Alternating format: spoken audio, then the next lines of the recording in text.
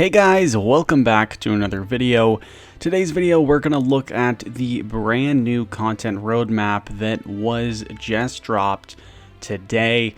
This roadmap is going to give us a look at the upcoming updates throughout the rest of the year. It's not going to include everything that is going to come out, but there are some pretty big updates on here. As you can see, the 5th Elder God Wars boss is on this list. It will be released in summer of 2022, and the boss will be Zamorak. Now, before we jump into the Zamorak boss info, let's go in order. So we're going to start with the first update that we should expect, which is new fletching and fire-making training stations. And you're going to be able to make tier 95 arrows. So this probably is going to have something to do with Zygomites. You do see that on the picture, and it does say coming soon. I would anticipate us seeing this update maybe sometime in May or June. And yeah, we're going to get some new fletching and fire making training methods, which is great. Those skills haven't really had any new content to them in a while. And tier 95 arrows, I think this is actually going to be really exciting. I think bows are going to get a huge buff, especially with the Zamorak boss that is coming out. But I do think they're going to try and make bows up to par with crossbows. They're going to try and make arrows, similar to bolts, since, Ruby back criminal bolts and Hydrix back criminal bolts, they're just really overpowered, and they just make bows basically dead content at this point. So I could see some tier 95 arrows having some really powerful effects and sort of boost bows up to par with crossbows. We're also going to get a new yak track at some point. The whole theme is going to be Aya, which is the new area with the Extinction quest. We can also expect to see some Team Ironman dungeoneering, which is something that is long overdue. So now if you do have an Ironman account, you will be able to start training dungeoneering with your friends, which is a really nice update. And hopefully it does lead to something a bit more like Group Ironman, however, that was not mentioned. Now, the next thing that we can expect in the summer of 2022, which I would anticipate being either July, maybe early August, and so we can expect to see the 5th Elder God Wars boss being Zamorak.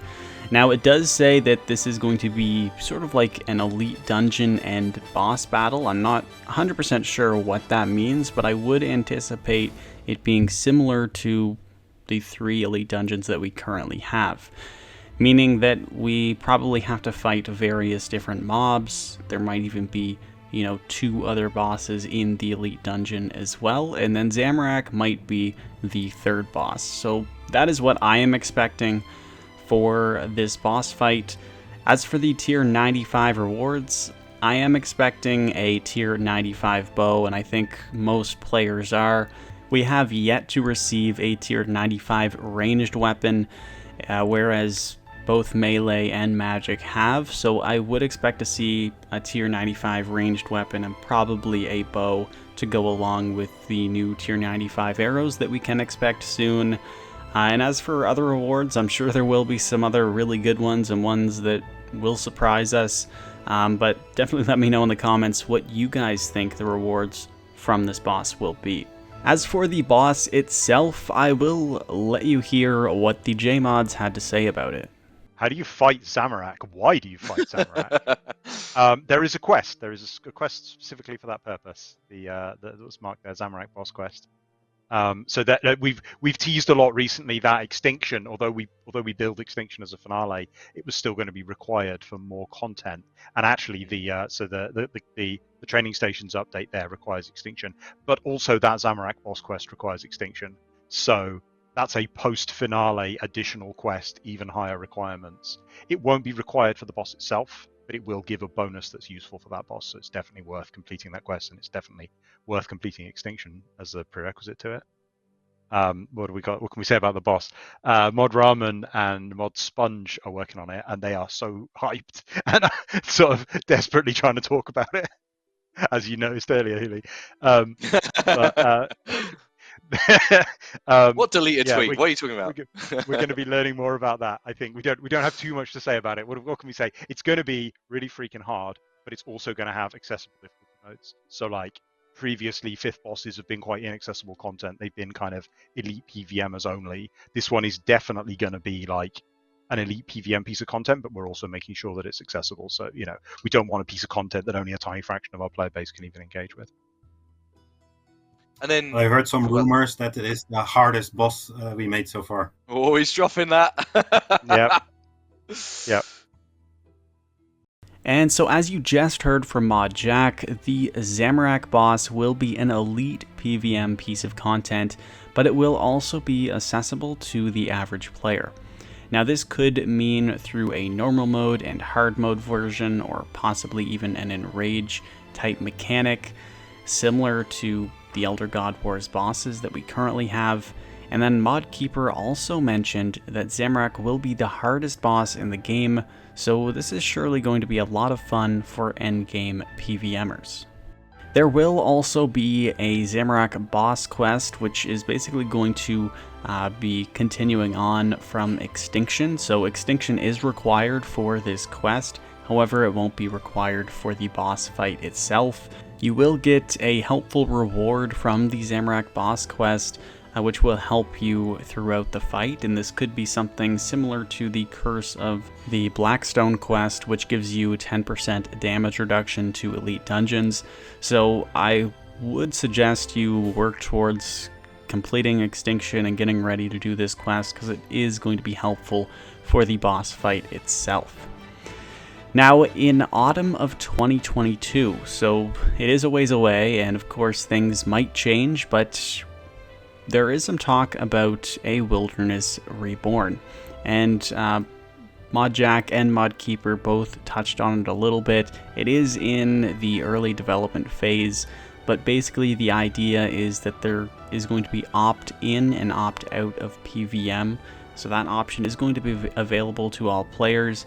They still want the Wilderness to be a dangerous area, so you will have the option to toggle PvP on, and even if it is off, they still want it to be dangerous, and they talked about adding some dangerous mechanics to the area that you still need to watch out for. So that is something to keep in mind. It is pretty exciting. I mean, there are quite a few failed attempts at a Wilderness rework, but hopefully this time it does work out. Now, there was also some discussion on a death cost rework, and it has been talked about in the past, and it will be talked about a bunch in the future as well, so we will get some more updates on the specifics of the death cost rework. But it is going to be released sometime in autumn of 2022, at least that is the plan as of right now.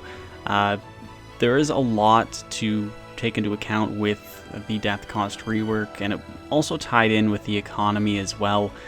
Basically, ModJack is focused on fixing the death costs as well as the economy. Those are his main two priorities. ModJack also acknowledged that inflation is a huge problem right now, and it is something that they are looking at fixing. So they have been looking into various systems to help fix inflation.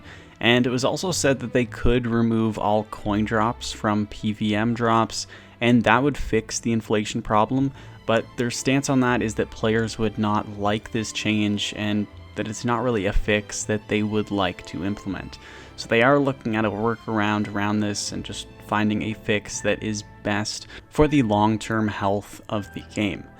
Another positive about the economy, though, is that ModTimbo did release an update to change the Grand Exchange prices for various items, including the Fractured Staff of Armadil. So a lot of those items are changed in price, and hopefully this does happen more frequently, since it did just sound like there was a bit of a mix-up and no one really had that responsibility to change that before.